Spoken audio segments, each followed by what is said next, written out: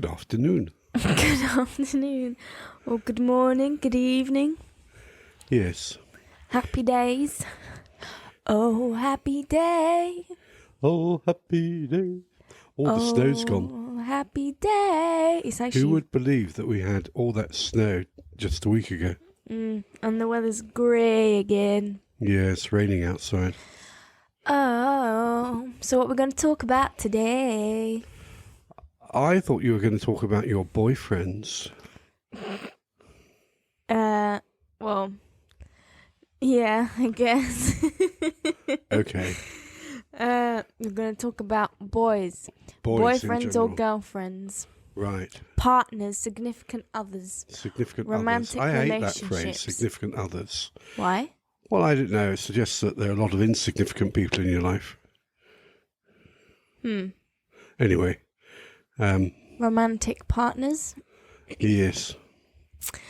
And I guess the main question is, because we never talk about my boyfriends or my girlfriends. No, or why my not? Romantic partners. So So why do you think that is? that's what I was going to ask. Oh, I got in there first. So why do you never discuss them with me? Well, I guess it goes back to the reason we've started this podcast, that we just didn't really communicate as much because we didn't live together or anything. Well, yeah, that's true. But also, is it because you feel awkward discussing it? Maybe. I think also depends. I feel like, I thought, especially in school, boys wouldn't be the first thing you'd want to hear about. You'd rather hear about my academic achievements. Well, that's more about you than it is about me. That's you assuming what I want to hear about. I want to hear about whatever is bothering you or you're interested in or is important in your life. I think there's a bit of a stereotype going out there that somehow fathers don't want to hear about their daughter's liaison. Yeah, but would you? Would you feel comfortable? I'm not sure it would have bothered me one way or the other. I mean, it's only, in a sense, it's only natural that you will seek either boyfriend or girlfriends at a certain age. That's what most teenagers do. So the absence of any information coming from you suggests that it's all being done in secret because, I'm quite sure, I know what I was like as a 15 and 16-year-old, that something must have been going on. I wasn't very secretive. I'm not very... yes and no. Mum knows almost everything, if not everything. Almost everything. Yeah. So you would discuss this openly with your mother, but not your father? Yes. Do you know what? I've just had a flashback. Sorry to cut you off. Oh my God, yes. I remember there was one time when you were saying something about boarding school and going to an all-girls school. And I thought, that's no fun without any boys there. And I don't remember what you said, but you reacted in a funny way. As in, like, I can't believe you just said this. What, you saying that can't be any fun? Or... Yeah. And I was really? I mean, not obviously because I like boys, but just because it must be boring if you're just with girls all day. I quite enjoy having boy friends. I guess my reaction was the fact that I went to single-sex institutions. I would have hated having girls at school, so I always assumed that as a girl you'd hate having boys at school. I mean, I feel like it depends on the age. Maybe I don't remember how old I was, but I think it was at the time when I had boys that were my friends and we were mixed. Also, I think, I might be making this up, is it not also the case that girls perform better in single-sex schools? Because they just get, the boys just interrupt and distract them the whole time. I wouldn't know. I have no idea. But I would have thought maybe they get competitive. Either Well, yeah, but very you can be friendly or competitive very with your own nasty. gender. You don't have to be competitive with the opposite gender. Yeah, that's what I'm saying. So an all-girls school, I feel like it might be either very friendly or very nasty. Isn't that true of all schools? I mean, all schools have, cliques and, there's nastiness and friendship. That's the nature of going to school. Yeah. So the why, I guess, is it was never brought up. You never asked me, and No, I'd never really bring it up. So why? How come you'd never ask me? because Even at older age, not even when I'm a teenager. I'm 22 now. When I was 20, you could have been like, "When am I having grandkids?" why didn't I bring it up? Because I guess in a sense, I probably didn't want to embarrass you. In that, if this was something that you clearly were not wanting to share, trying to force you to talk about it, I think is potentially detrimental. You might kind of clam up and think, oh my God, I'm never going to talk to him about that again. Yeah, but asking doesn't mean you're forcing me to talk about it. Well, I know, I but could just always raising say, the subject. Yep, nothing's happening. Do you know what I mean? I could potentially lie or just not answer, really. No, well, I don't know. I think the question is why. I don't know if it's just us. Is it everyone? Like it's a bit of a taboo, especially with a gender thing, like fathers and daughters. I do remember, I think, when I was 15, 16, 17, those kinds of ages, when you're first experiencing relationships with other people, either in my day, there are very few same-sex relationships. But what am I trying to say? What I'm trying to remember is the fact that I just would never really discuss them with my parents. I'm not sure I necessarily hid them. If they asked me, I would probably answer. But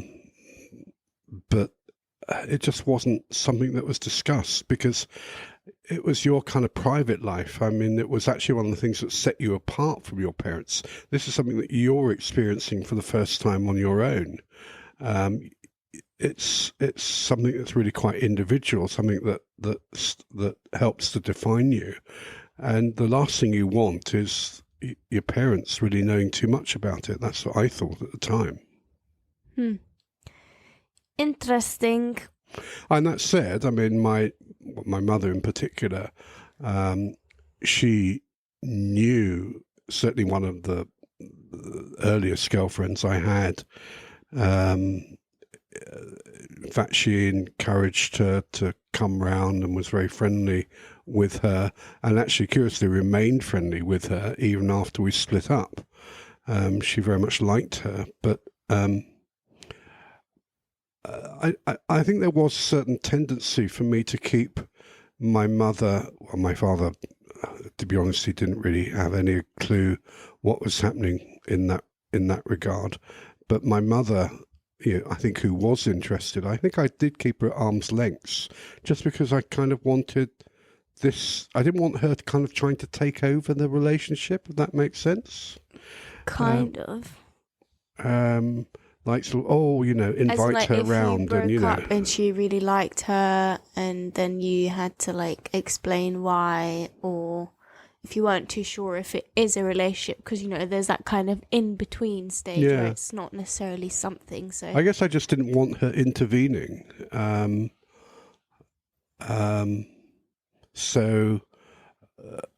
certainly, as I say, it's not something that I would openly discuss. And maybe as a result of that experience that I had on my own, I guess, it's not that I'm disinterested. I just don't really wish to pry into your private life. So then, how did you react or feel when you actually met a boyfriend of mine? I could see that you were happy, and that was great. And obviously, you're curious. I mean, obviously, as a parent, meeting whether it be a boyfriend or a girlfriend of your daughter for the first time, you're thinking, oh my God, what are they going to be like? You know, you kind of, you have this amazing curiosity. And also, undoubtedly, you feel a bit protective as well. I think particularly daughters with boyfriends, your father, and I'm sure it's the same with your mother as well, you kind of had this natural parental protective instinct that kicks in that you hope that your daughter is safe, you know, is not going to be bullied or you know, mentally or physically by this bloke. So there's a kind of protective interest, but also this kind of curious interest as well. Like, well, what kind of chap does she like? Interesting.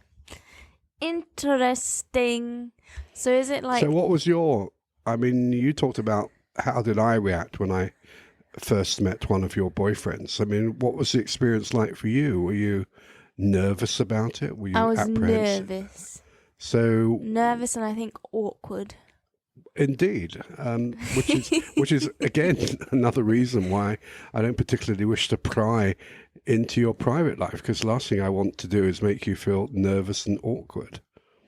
So what were you nervous about? I think at the same time maybe I was relieved, because then at the same time it's like the secret's kind of out, so then yeah, I don't have to, because to me it's just stressful having to be like, I'm staying at a friend's, or, you know, kind of lie your way around stuff.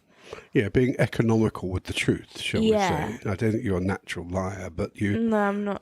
No, you're very... You really don't like lying. I've got that one. But equally, I can tell when you're slightly hiding things. Yeah, well, I can't lie easily, that's the thing. So I think that's why, in a way, it was also kind of... It made things easier, because then... You know, it's like the truth's out, so now I can just say I'm invited there, I want to go there, I want to invite them, this and that. So there's no kind of like hiding, if that makes sense. But also very awkward and nervous. But I knew you had a boyfriend before the boyfriend that I met, if that makes sense. Yeah, but you didn't know because I told you. No, I got reports from your mother. People would tell you.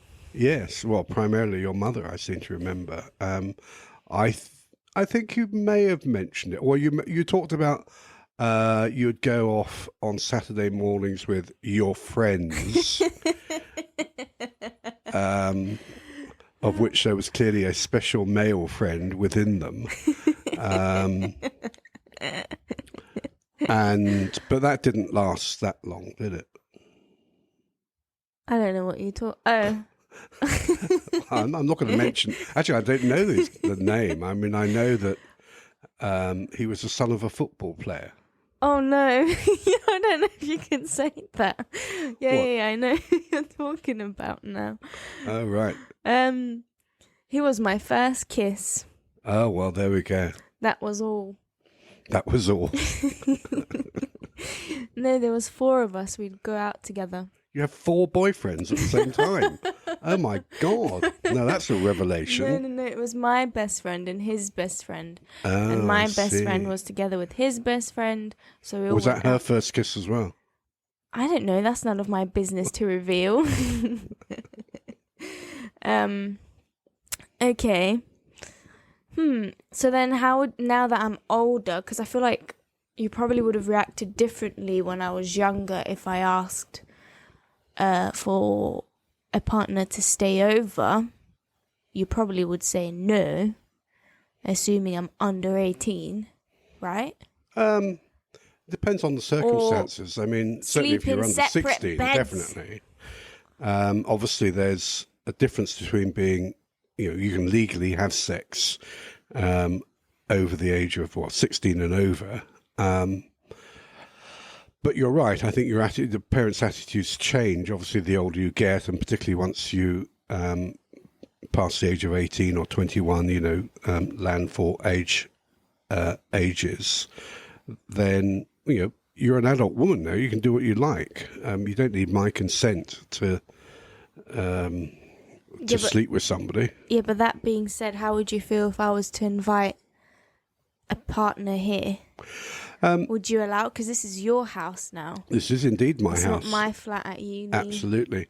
Well, the first thing is, of So course, you'd necessarily know. the first thing, of first of course, all. is that they're not allowed in the house because they're not part of our social bubble. Yeah, well, Corona gone.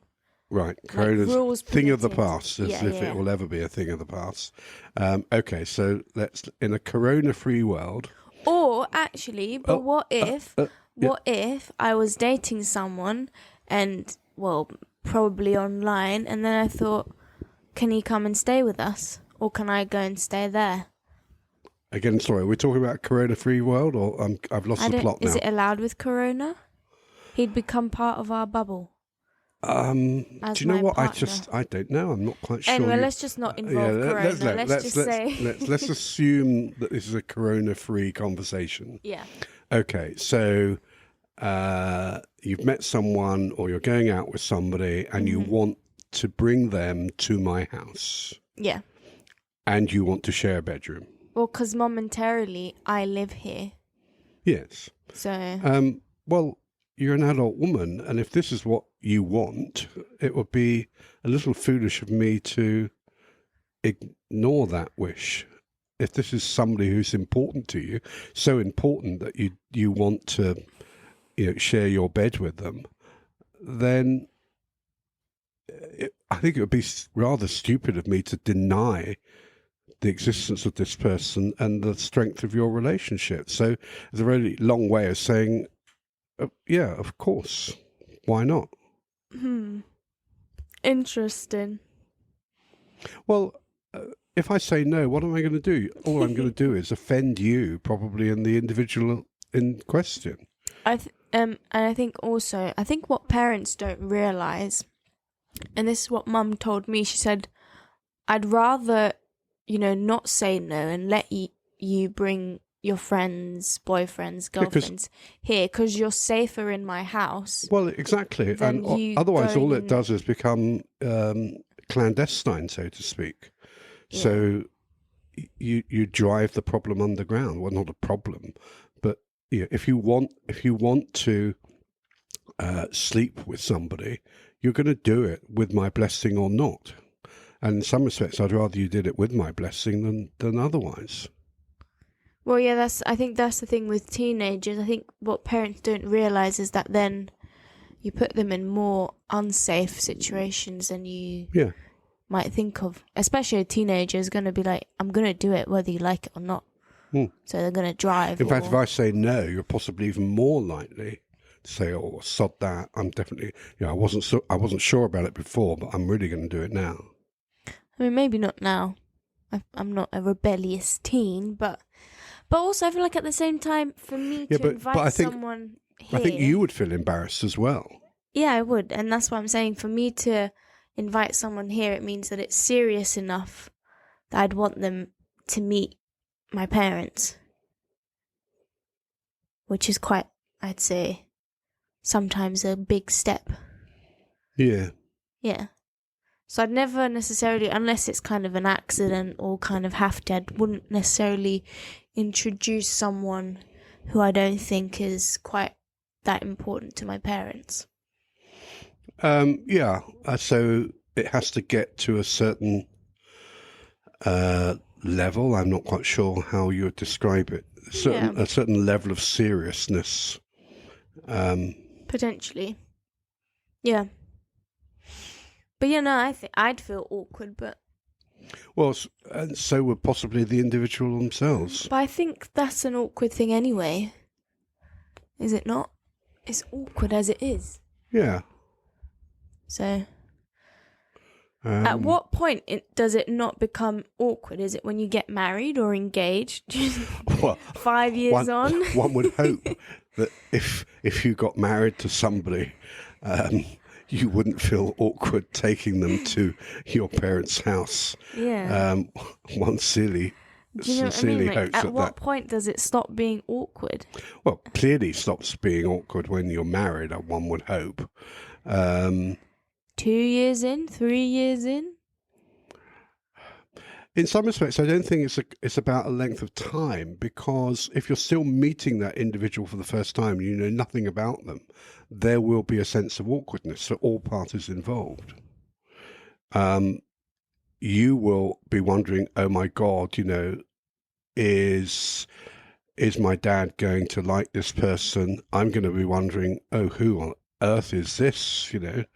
And the person themselves are probably equally feeling awkward about meeting. It's always awkward for a partner to meet their partner's parents and families, and for that matter, friends as well. Yeah. I mean, yeah, I always get really shy if I was to meet someone's family or friends and stuff. Yeah.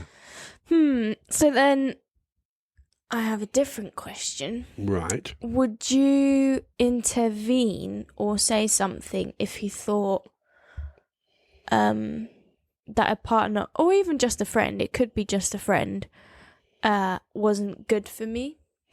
I think that's really difficult. And we could say friend, maybe, because it might be easier to Yeah, I think it's very difficult, because at one level, your natural instinct is to intervene, I think, because the kind of protective nature of parenthood kicks in. So, you're always wanting to be protective, particularly fathers, I think, to their daughters. But that has to be balanced, I think, between being overly protective and looking as though you're interfering in their lives. Because if it looks as though you're interfering, you might get a reaction, a negative reaction. So I think it requires a fine balance. But obviously, and also it's the nature of the extent to which you experience the problem. I mean, the last thing, obviously, any father wants towards their daughter is that they are being, mentally or physically threatened by another male, or for that matter, it could be a female as well. And your immediate reaction would be to intervene. But equally, and I've seen this with my own friends, sometimes somebody who you might be very close to might be going out with somebody who you think that person's just not right for them. And do you actually tell them what you feel openly and risk the friendship? Or do you just let them get on with it because this is something that they've got to, at the end of the day, it's their relationship, not yours. Yeah. And arguably they've got to discover this themselves. Yeah. I think it's a difficult one, because sometimes maybe you've had a crappy relationship or been through something, so you feel that you can identify the red flags, if you will. And then how do you say that if you can see that in your friend's relationship or your family's relationship without being too brutal? I think that's the essence of it, in that you might raise certain questions in a kind of polite way without being brutal, and say, oh, it's really nice to meet such and such. Oh, I didn't know that they were, and just maybe sow a few seeds to make them think about the nature of their relationship. Mm-hmm. Yeah, that's what I would do. I'd be like, okay, I understand. How do you feel about this action? How do you feel about this?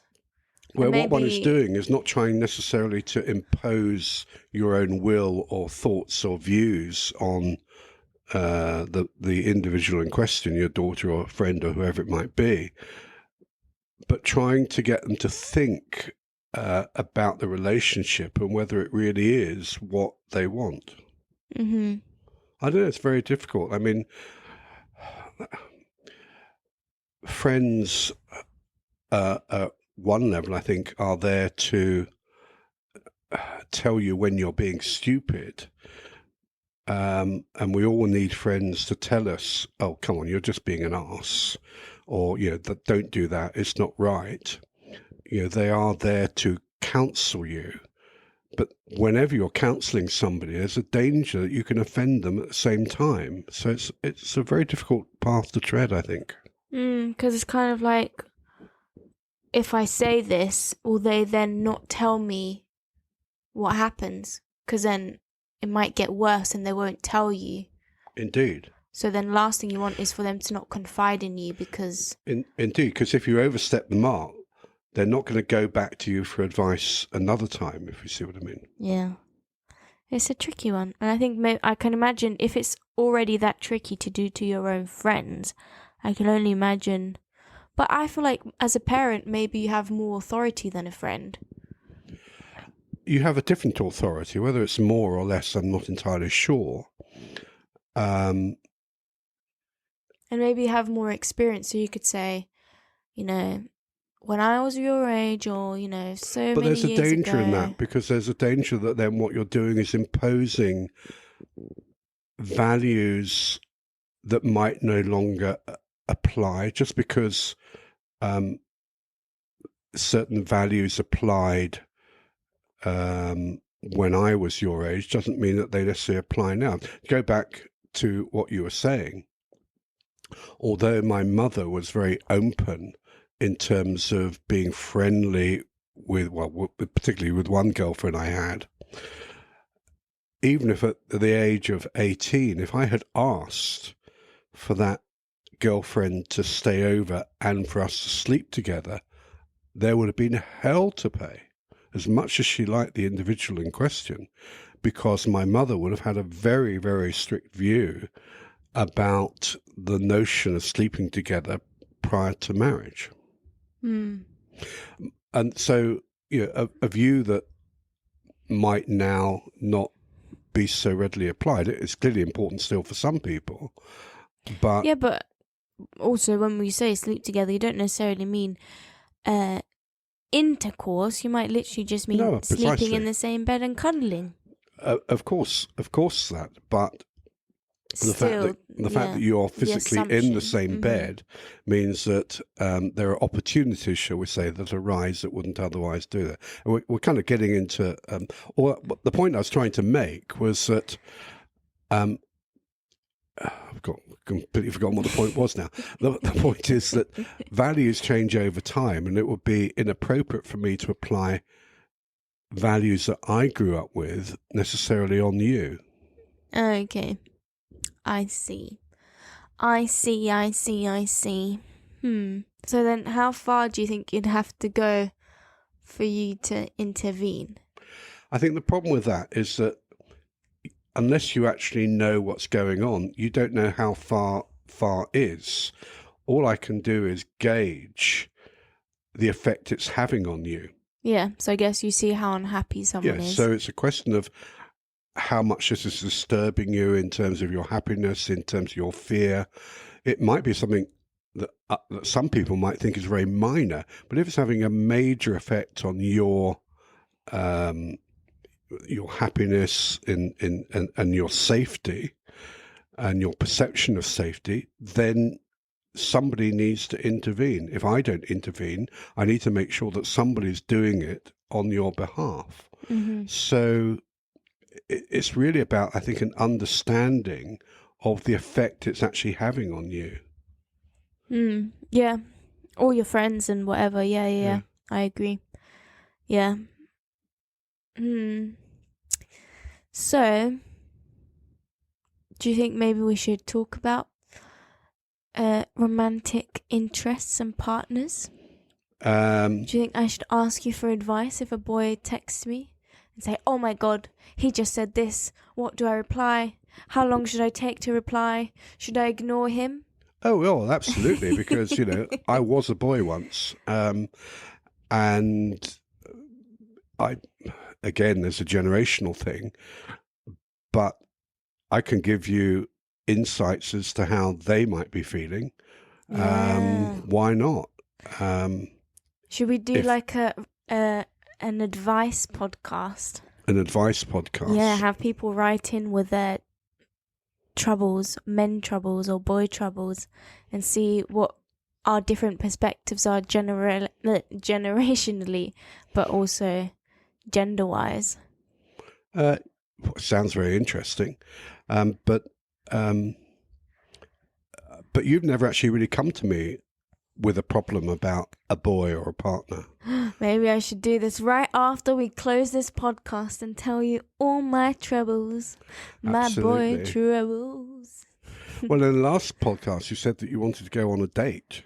Yeah. So, maybe I should be vetting the individuals beforehand to ensure that you don't have troubles down the line. Or maybe or of course, like a parent several hundred years ago, I should just select the date for you. Have an arranged marriage. Well, yes, of some sort, yes. Get the dowry ready. You assume you're getting a dowry? Good God, that's presumptuous of you. Yeah, I feel like I'd be interested. Please, if anyone's listening and think it will be interesting or funny to hear advice, please let us know. I feel like that would be funny. Yeah. It will be anonymous, like, don't worry. Don't go out with this boy. I think also an interesting thing to see is, because obviously when you were my age, texting wouldn't have been a thing. Oh my God, no. Whereas now it's like, especially during a pandemic, it's like all based on phone calls and texting. And swiping left or right. Yeah, which is just, ugh. It's just... Have you ever done that? Have I done what? Texting? No, I think you have done texting, actually. Swiping left The fact that I've right. had several text messages from you probably gives that away. No, I was thinking of... Dating, online dating. Isn't it? Was it? I'm going to sound like an absolute prat now. Is it Tinder? Yeah, That you Tinder's swipe- one of them. Yeah. Yeah. We had, with my university flatmates, we made a flatmate Tinder, and we put Oh, really? picked of the whole flat. Right. It was just for jokes. Anytime I have, it's mainly with conversations with friends. They'll be like, "Oh, just do it," and we do it together. And then 2 days go past, and I get bored, and then I delete it again. I just can't be bothered. Not can't be bothered. It's just, I don't know. Maybe we should do that, and you can pick who to swipe on. But what I find really, really disturbing is the fact that you're basing whether or not you want a date with somebody purely on what they look like on a mobile phone. Well, it's not only that. It's also the where you know nothing algorithm. about them. They could be exactly. a Well, that's serial what scares killer me. for all you I know. will never, but it scares me to think to go out with someone that I've never met in person before. Because I feel like sometimes when you meet someone in person, you get like a kind of gut instinct, or, you just get a feel of them. So does that mean you'd never go internet dating at all, or you would? I don't know. With some, again, I don't really know what I'm talking about, but with some of these internet dating companies, I kind of assume that they do more profile matching, if you see what I mean. What does that mean? It's where you're listing, interests. I like the you cinema. can do that. and You all- can do that even on Tinder, but Can you? Oh, I I don't know. don't. Yeah, no, I think that is a thing on other apps, I assume.